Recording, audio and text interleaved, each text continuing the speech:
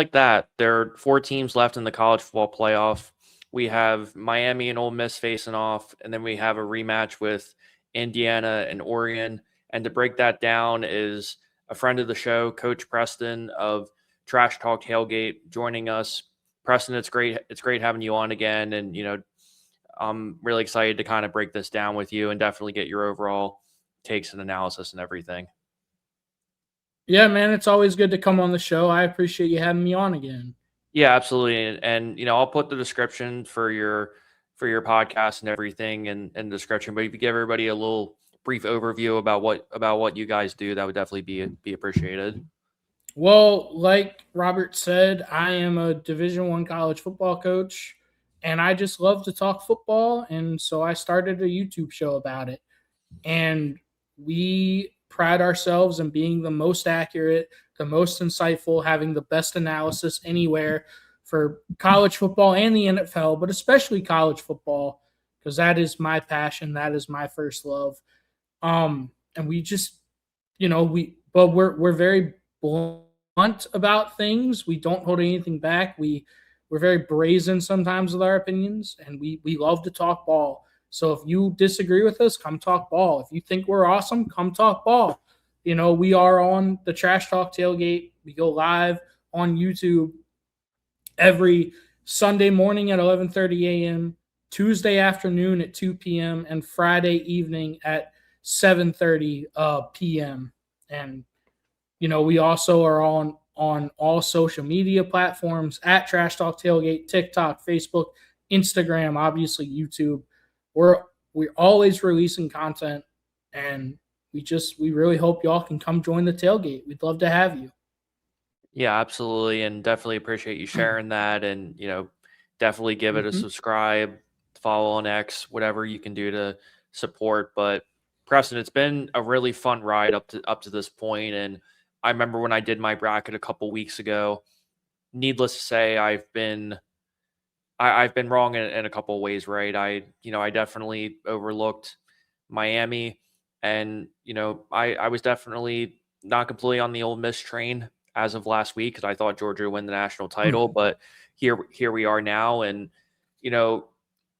I think the thing about this Miami Ole Miss game, right, is in some ways a lot of the talking points are all kind of similar in the sense of, okay, we know about the defensive line, we know about Chambliss's arm and everything, but I guess my question to you is what's maybe a different angle or a different perspective that you've talked about on your channel, or something that you've thought about after watching these teams over the past couple weeks that you think it'd be worth sharing with the audience here?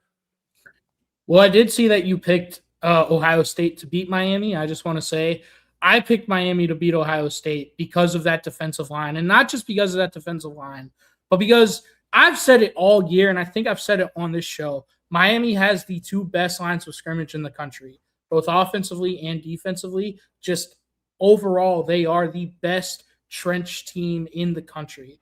We typically hear that about Alabama or even recently Georgia. No, it is Miami this year. And they dominated Ohio State. Ruben Bain and Messidor, they're 2 edge rushers. They are going to be first-round draft picks. Ruben Bain might be a top 5 draft pick. And I thought they were going to get after Ohio State. Ohio State, that's been their one weakness all year, is an inability to sustain the run and sustain drives with that offensive line. But they just hit explosives on everyone. But Miami was able to get it done with the trenches. And I think it's more of the same, dog. As well as Ole Miss has played against Georgia, their 2 defensive tackles in particular, Eccles and Xavier, I can't think of the other one. But their 2 defensive tackles played out of their minds against Georgia. I don't see that happening because you've got, like I said, Miami's trenches are the best in the country, and I just don't think Ole Miss can hang with them. The equalizer, though, is Trinidad Chambliss. Like, can Trinidad Chambliss run around and tire out Bain and Messidor and that Miami D-line? Can he start making, those heroic plays like he did against Georgia, just running around and making shit happen that seemingly, is going nowhere, and all of a sudden it's a first down? just running around. Like, it looked a lot like Johnny Manziel or Cam Newton back in college. Like, that's what it reminded me of. That to me is the equalizer, because if Trinidad Chambliss can go tempo and start to wear down that Miami defensive front a little bit, I think they've got a chance offensively. But I don't trust Ole Miss's defense to be able to hold up for 4 quarters against Miami's offensive line. And I mean, I'm picking Miami, man. Like, Miami, I'm always going to go with the team that has the better trenches. That's how you win football games. Give me Miami.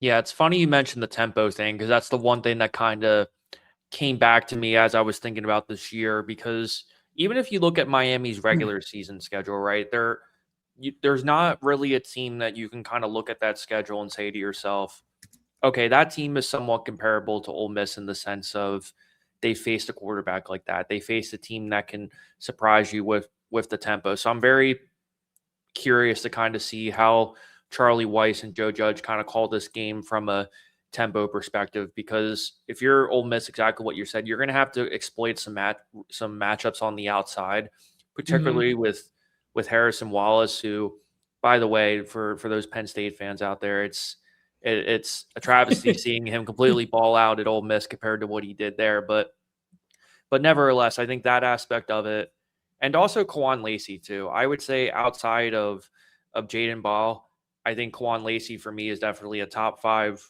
running back in the country, if not maybe even top 3. And Mark Fletcher deserves a lot of love on this show too.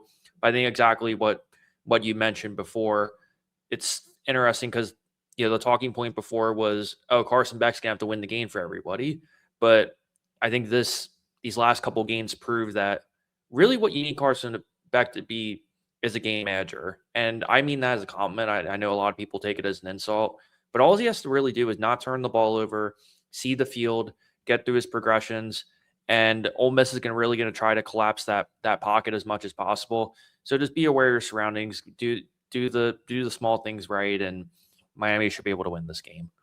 The other thing is, like, you talked about it from the the coaching staffs like Joe Judge and Charlie Weiss, like, how often have they been having to go back and forth between Baton Rouge, and also some of the staff members there? Like, that affects you as a coach, like, because you're not on your normal schedule anyway, because it's a 10-day window, and now some of your staff members have to fly back and forth. Like, they're not sure where they're going to be at the start of next year. Is it going to be Baton Rouge? Is it going to be Oxford?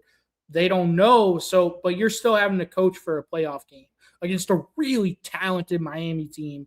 Like you said, Mark Fletcher with that offensive line, with Maui Noah, the right tackle, he's going to be a first-round draft pick. Like, just Mario Cristobal recruits the lines of scrimmage. He might be the best trench recruiter in the country. And that is what he values. He's an offensive line guy, and they just dominate you. But again, like, if Ole Miss is going to have a chance to win this game, their defensive tackles are going to have to play lights out. They're going to have to stop the run with Mark Fletcher and try to force Carson Beck, to have to beat them with his arm.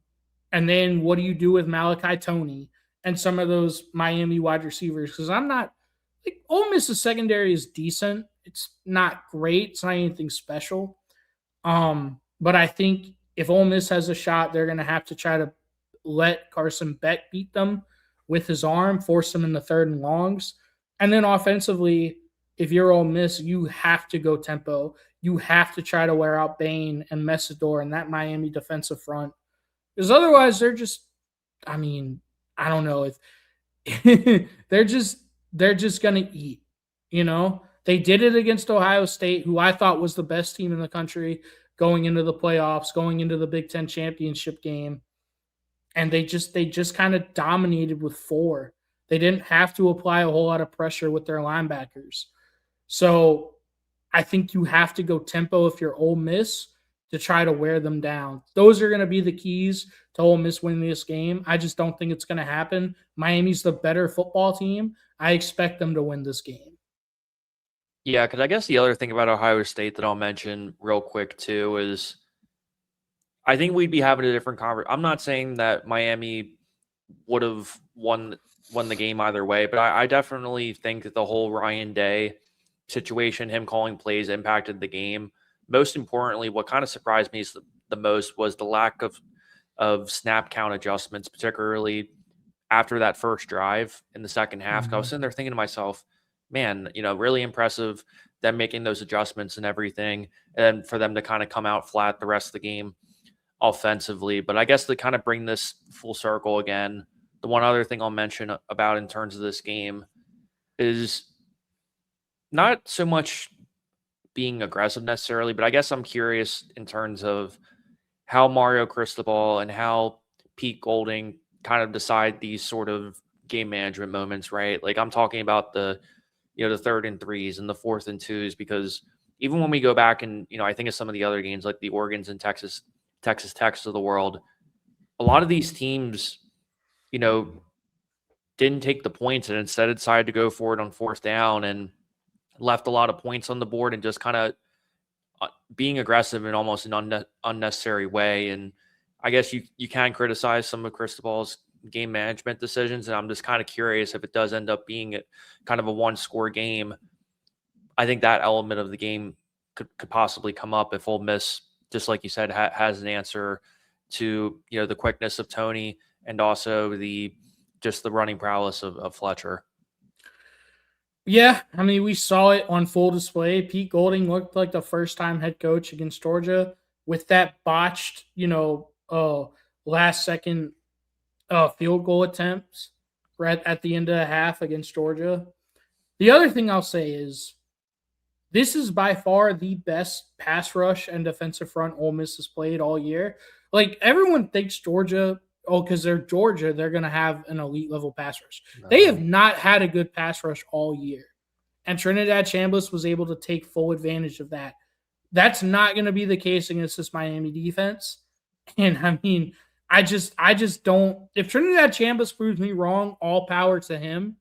And he's going to have to play out of his mind for them to have a chance to win this game. But against Bain and Messidor, I don't think it's going to happen. Yeah, and there's a part of me too that wants to see the Ole Miss story of, kind of Ole Miss saying, hey, Lane Kiffin, you look like an idiot or whatever.